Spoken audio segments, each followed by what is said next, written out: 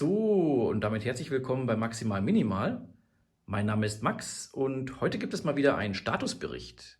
Aber nicht irgendein Statusbericht, es ist nämlich der erste Statusbericht im neuen Jahr.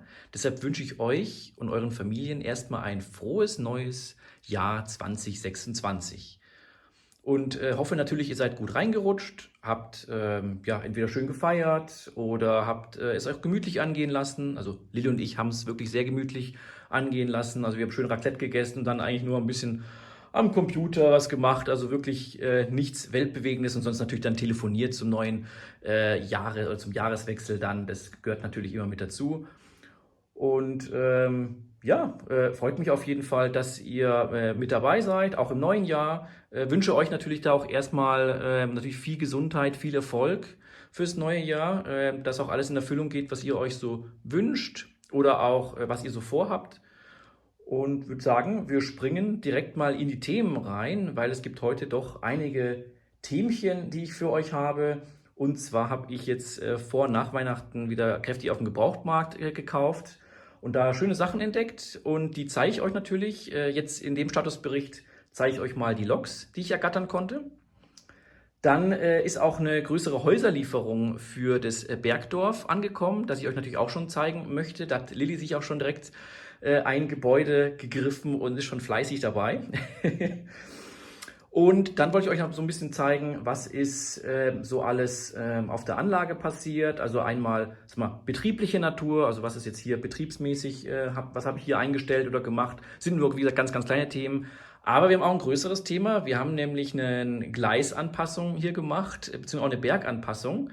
Das heißt, Lil und ich haben fleißig hier abgerissen. Ist aber jetzt nicht so wild, wie ihr euch das vorstellt. Also von dem her, aber das war wirklich notwendig und habt ihr uns da auch geholfen bei der Entscheidung. Das erzähle ich euch dann. Und dann wollte ich auch so einen Ausblick geben, ja, was kommt jetzt einfach noch die nächste Zeit, weil ich da auch am Bestellen bin für eben das ganze Thema Bergthema etc. Und ja, will gar nicht so viel reden, wünsche euch da erstmal ganz viel Spaß dabei. Ja, und wir fangen mit der ersten Kandidatin an. Es ist natürlich wieder was mal von Märklin und zwar wieder eine 218, nämlich die 39219. Schöne Lok, muss ich dazu sagen. Habe ich eigentlich von Rocco, genau die gleiche, aber sie ist mir einfach ins Auge gesprungen und wenn ich die Lok dann umbaue, also mit stromführenden Kupplungen etc. für die Anlage dann, ja, dann muss ich mich entscheiden, nehme ich die Rocco-Variante oder nehme ich die Märklin-Variante. Aber wie gesagt, für einen guten Preis bekommen, habe ich gesagt, komm, nehme ich mal mit, weil sie hat natürlich den Vorteil, sie hat auch Führerstandsbeleuchtung. Ja, und da habe ich nicht Nein gesagt. Ja, und dann haben wir die 218 260 8, nämlich in der Trix-Variante 22235. Und das ist eine alte Bekannte für mich, weil die hatte ich nämlich 2019 dürfte es sein, wo ich mein Diorama gebaut hatte. Das war meine erste gebrauchte Lok, also Soundlok, die ich mir gekauft hatte, aber für Märklin. Also es war die Nummer 39185, müsste es gewesen sein. Und da war ich so stolz drauf, fand es mega cool. Und dann sind wir umgezogen, habe dann meine Anlage hier begonnen. Und dann wollte ich dann einen schönen ESO-Lok-Sound einbauen. Aber warum? Weil die Lok damals für MFX und Motorola ja, ausgerüstet war. Der Decoder konnte eben nur diese beiden Protokolle und ich wollte natürlich dann auch, weil ich mit DCC fahre, da eben einen DCC-fähigen Decoder einbauen und ich habe es nicht hinbekommen. Der hat, also die Märklin-Lok, also die 39185, die hat nämlich den Sinus-Motor verbaut.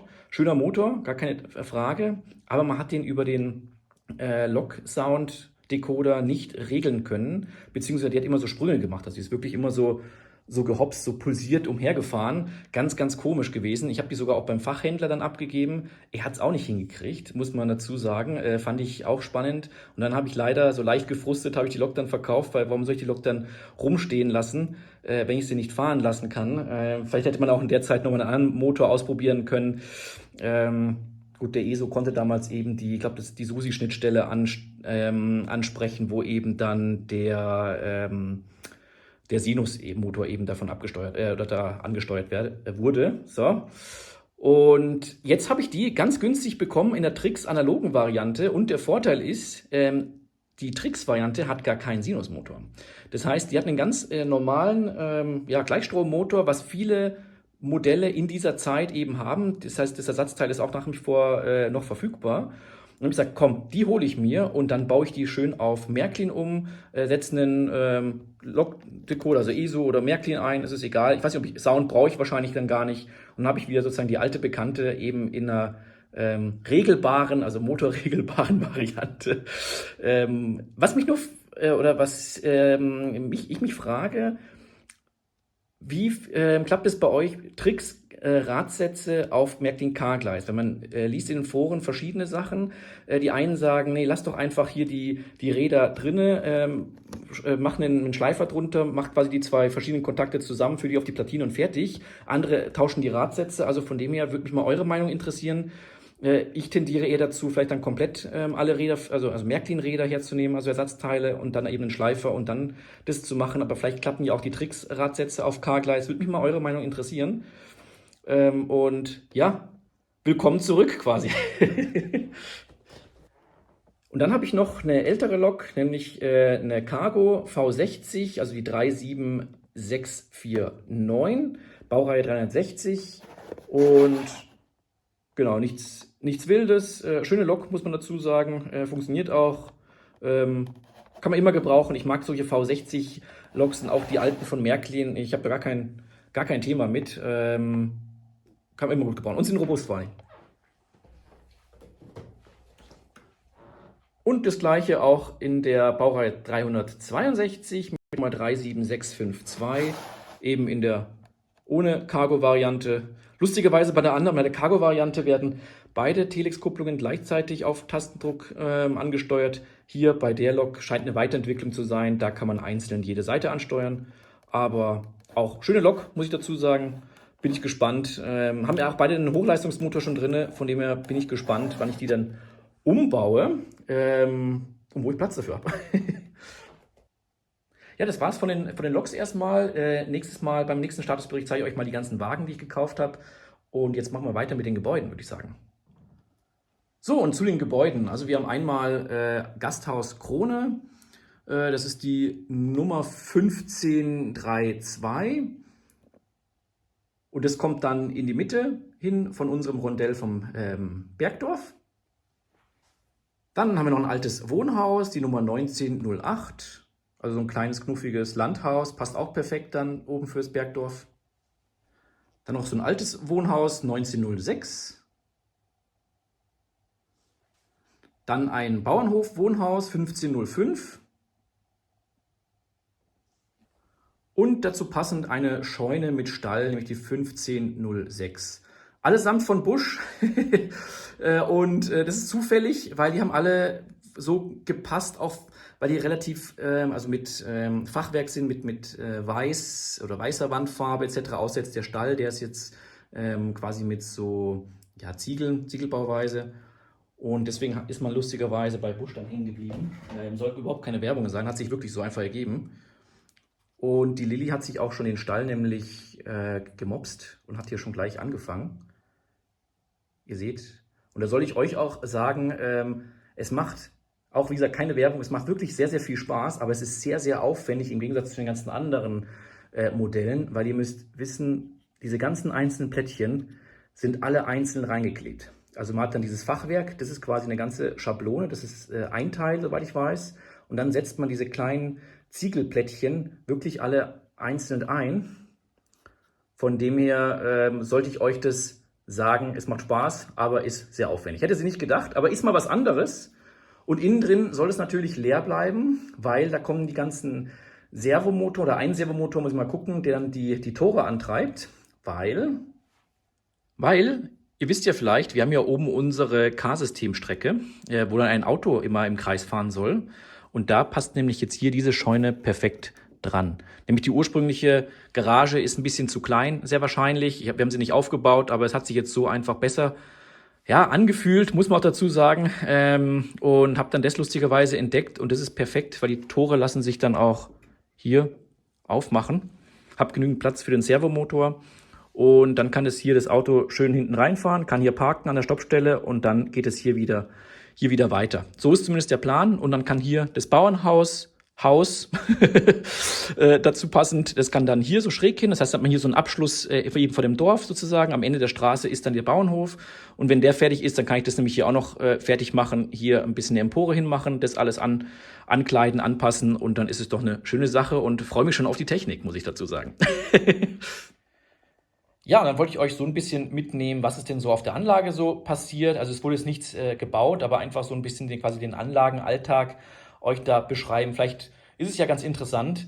Und zwar die Tankstelle, die hat ja ein Display hier. Ich habe nur die Anlage jetzt aus, deswegen ist auch das Display aus. Aber die zeigt immer von der Tankstelle die Preise an, die aber relativ früh schließt, sagen wir es mal so. Und jetzt habe ich die umprogrammiert, dass die eine 24-Stunden-Tankstelle hernimmt, da die echten Preise, sodass dann auch nicht immer 0 angezeigt wird, sondern wirklich 24 Stunden, egal wann man an der Anlage ist. Auch wenn man mal nachts um 3 Lust hat, die Anlage zu starten, wären da wirklich auch Preise sichtbar. Und ja, deswegen, das war ein bisschen Konfigurationsaufwand, ein kleinerer, bis man musste sich wieder reinfuchsen, weil das Thema ist ja auch schon, die Tankstellen haben auch schon 2 Jahre oder sowas dann mindestens auf der Anlage. Aber cool, hat alles wunderbar geklappt und das war ein Thema. Ja, und dann hier noch der Bahnübergang, weil es wurden auch Fahrtests vollzogen, da kommen wir gleich dazu. Und dann ist nämlich hier der Bergzug, dementsprechend der Regionalzug, hat den Kurzschluss verursacht, weil sich nämlich diese innere Fahrbahnplatte leider gehoben hat. Also es hat sich der Kleber gelöst, das muss man auch wieder kleben. Und das sind lauter immer so Sachen, deswegen erzähle ich das euch, so eine Anlage auch im Betrieb, es kommen einfach mal vielleicht ein paar Sachen auf. Wir haben ja auch das Thema mit den verschiedenen Einflüssen wie Staub, Motivation, aber auch Feuchtigkeit und Temperatur haben wir mal in dem Video besprochen. Und das kann natürlich auch noch ein Punkt sein. Und wenn natürlich der Zug da auch mit den Radgrenzen vielleicht an die Seite so ein bisschen rankommt, dann löst sich das mal. Das ist kein Thema, aber so muss man auch eine Anlage immer ein bisschen warten. Macht schon auch Spaß, gehört einfach irgendwie dazu. Wie bei der echten Bahn müssen einfach Sachen gemacht werden, damit der Betrieb gewährleistet ist. Und warum wurden intensive Fahrtests gemacht? Weil ihr seht, wir haben jetzt lustigerweise nur noch ein Abstellgleis oben am Bergdorf.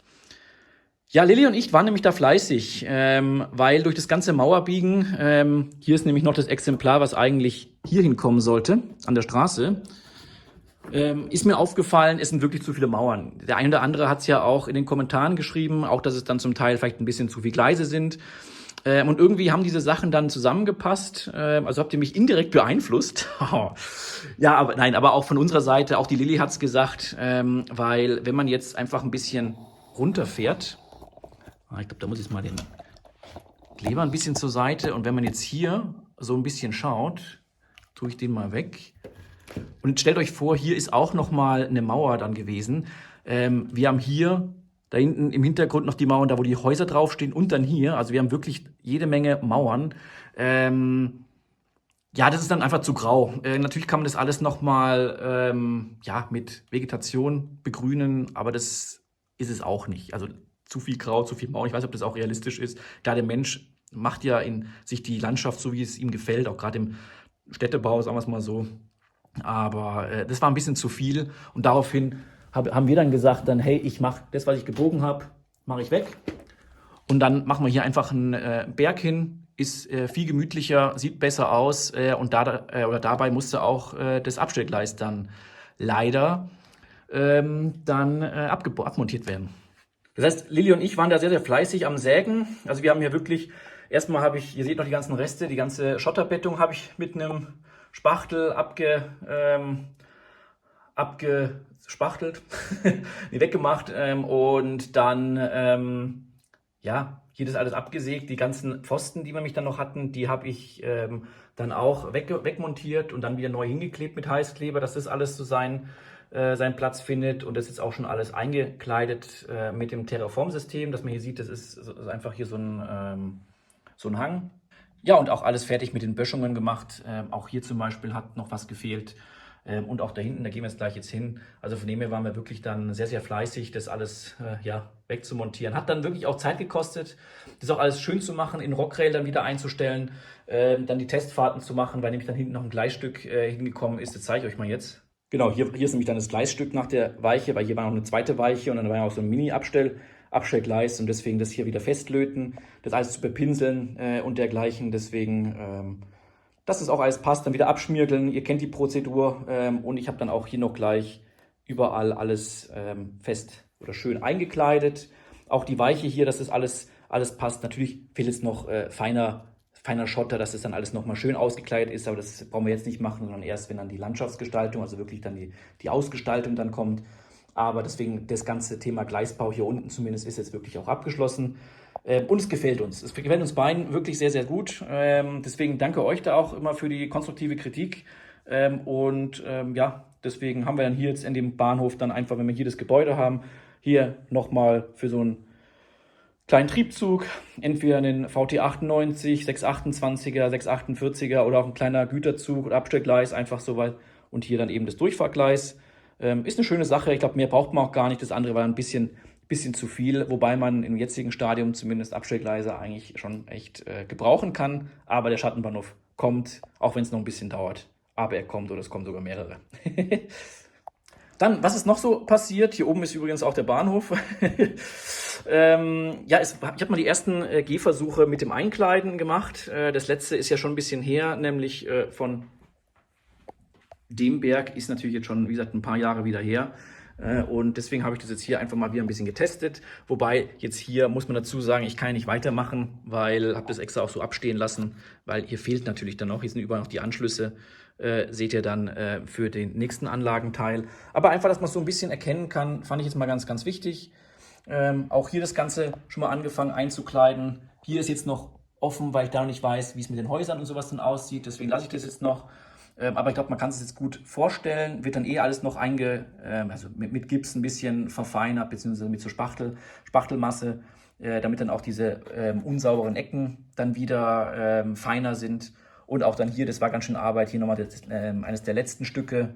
Wobei hinten müssen wir auch noch mal ein Mauerstück dann hin machen bei der Scheune. Ein ganz kleines, da werden wir wahrscheinlich nicht drum rumkommen, aber zumindest vom Biegen her sind wir jetzt hier fertig, dass es hier eine schöne Linie ist, die dann hier durchgeht. Von dem her, ich muss sagen, also mir gefällt es sehr, sehr gut oder uns beiden gefällt es sehr, sehr gut. Und ja, deswegen ist da doch einiges passiert. So, was ist denn jetzt so als nächstes noch so geplant? Also ich glaube, es liegt auf der Hand, wir müssen auf jeden Fall den ganzen Berg und auch also alle Teile hier auf der Anlage einpacken. Ein bisschen was haben wir schon gemacht zum Testen, aber deswegen, das muss auf jeden Fall noch komplett gemacht werden. Wollten wir eigentlich, bin ich ehrlich, und habe ich euch ja gesagt, im letzten Jahr geschafft haben. Deswegen da ein fettes Sorry von meiner Seite. Aber eben wo Lilly und ich den Abriss gemacht hatten, da war klar, wir schaffen das nicht mehr, weil es einfach aufwendig ist, das alles wieder schön zu machen. Wir wollen es ja auch schon mit Terraform-System dann machen und wir haben auch dann, oder ich habe dann auch schon gleich die Bettungen schön gemacht, das eine Gleis wieder gealtert, was dann als Zwischenstück reinkommt, etc. etc. Deswegen, dass man da einfach schon komplett fertig ist und nicht dann nachher nochmal Hand anlegen muss. Und ja, aber wir haben es eigentlich gesagt, dass 2025 oder Ende 2025 alles eingekleidet werden sollte. Aber so ist es nun mal. Es kommen Sachen dazwischen, macht aber auch nichts. Aber im nächsten Statusbericht kleiden wir alles ein, soweit wie es zumindest geht. Kann sein, dass bei der Scheune von der Lilly, dass man da vielleicht nochmal ein Stück lassen muss, eben weniger Technik etc. Aber das macht auch nichts. Und gleichzeitig bin ich auch dabei, mich im Internet so ein bisschen zu informieren, wie ich denn dann auch weiter den Berg mache. Weil da gibt es ja auch dann verschiedene fertige Felselemente, die man auch mit Montagespachtel dann festmachen kann und dann auch so ein bisschen mit Spachtelmasse dann dementsprechend so ja auch Felsen kreieren kann oder erstellen kann. Bei dem einen Hügel, wo das Windrad steht, da ist sind ja nur Felselemente, die ich einfach nur draufgeklebt habe. Und hier eben mit dem Montagespachtel, das wird auf jeden Fall ein Novum. Deswegen, da freue ich mich drauf. Vielleicht muss ich auch irgendwo noch einen kleinen Test dann machen, bevor ich das dann hier mache, muss mal schauen. Aber für mich ist es immer wichtig, ja, altbewährtes auf einem neuen Anlagenteil zu machen, also nicht alles komplett auf Null zu machen, sondern wirklich alles, also Sachen, die man schon, sagen wir mal, kann, wo man weiß, die funktionieren, die auch beizubehalten und dann immer wieder neue Akzente und sich in neuen Themen reinzufuchsen, um den Horizont zu erweitern. Also so gehe ich vor. Manche machen dann auch komplett das Gelernte, setzen dann in den Neubauteil komplett dann alles ein, komplett alle andere machen auch eine komplett neue Anlage, wenn sie, also eine Testanlage und dann reißen sie alles ab und dann komplett neu. Auch cool, weil natürlich dann kann man alles Wissen in eine mega tolle Anlage erstellen. Also es gibt auch kein Positiv wie Negativ. Aber jetzt, so ist jetzt der Vorschlag oder das Vorgehen von meiner Seite. Immer neue Sachen, sich neue Themen einarbeiten, dann Schritt für Schritt, Anlage für Anlage. oder Anlagenteils von Anlagen zu Anlagenteil wächst dann auch ja, das Wissen und sieht dann vielleicht auch dementsprechend anders aus. Ja, und deswegen, also da bin ich gucken, was für Produkte gibt es da, wie kann man das ausgestalten und auch natürlich sowas wie Gräser, Streumaterial etc., dass wir da auf jeden Fall auch weitermachen können. Freue ich mich auf jeden Fall sehr, wird spannend, dass man da auch ein bisschen die Landschaft dann sieht. Und ja, würde ich sagen, sehen wir uns zum nächsten Statusbericht und ich wünsche euch einen wunderschönen MOBA-Sonntag und macht es gut, gell? Bis dahin, tschüss!